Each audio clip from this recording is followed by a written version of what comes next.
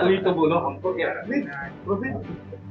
आज भारतीय जनता पार्टी आणि शिवसेना दोघांच्याही प्रमुख पदाधिकाऱ्यांची आमची बैठक झाली आणि या बैठकीमध्ये आम्ही एकमेकांच्या ज्या प्रभागामध्ये आमची किती ठिकाणी आम्ही लढू इच्छितो, किती ठिकाणी शिवसेना लढू शकते, या विषयावर आमची चर्चा झाली। आम्ही दोघांची एकमेकांचे मागणी एक्सचेंज केली आणि ती लिहून काढलेली आहे आणि त्या हिशोबाने आमची चांगली पॉझिटिव्ह चर्चा झालेली आहे।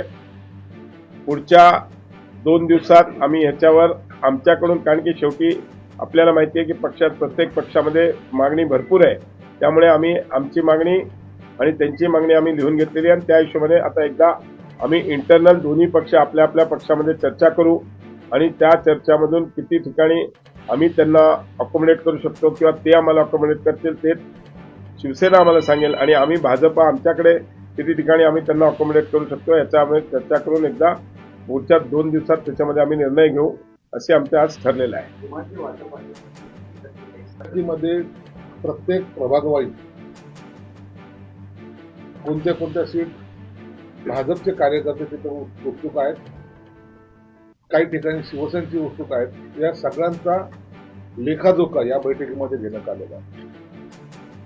मग तुम्हाला माहिती असेल, आता जे काही आम्ही इंटरव्ह्यू घेतले किंवा फॉर्म वाटप केले तर त्याच्यामध्ये 1000च्या आसपास शिवसेनेकडे पण उमेदवार आले, भाजपकडे पण आले आणि त्याच्यातून ह्या सर्व चांगल्या उमेदवाराची निवड करणे, चयन करणे हा भाग वेगळाच राहिला।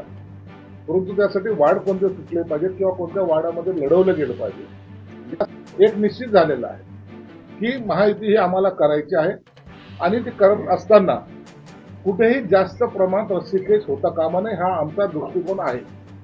म्हणून त्या दृष्टिकोनातूनच सगळ्यांनी मिळून आणि खेळीमेळीच्या कोणाकडे किती जागा हे केलेल्या आहेत, म्हणजे किती जागा प्रस्ताव दिले नाही। आता हे जे काही प्रभाग करतो ना त्या प्रभागामध्ये मग पहिली जी मागणी असते तर त्या पहिल्या मागणीमध्ये निश्चितच प्रत्येक पक्ष हा जास्त जागा मागत असतो। आता त्याचा जर आकडा जर आम्ही तुम्हाला सांगत बसलो तर त्याचा म्हणजे गैरसमज हे उमेदवारामध्ये होते, म्हणून कृपया करून आम्ही हा तो आकडा निश्चित सांगणार नाही, कारण त्याच्यामुळं मग आपलं वाट सुटला का नाही सुटला का ह्या ज्या चर्चेला उदाहरण येतं ते होऊ नये, त्याला ब्रेक बसावा म्हणून आम्ही त्या आकडा निश्चित जाहीर करणार नाहीत। परंतु कधीही आकडा हा कमी नसतो किंवा टोका म्हणजे 1-2 जागेचा फरक असेल असा जर तुमचा समज असेल तर तो चुकीचा असतो।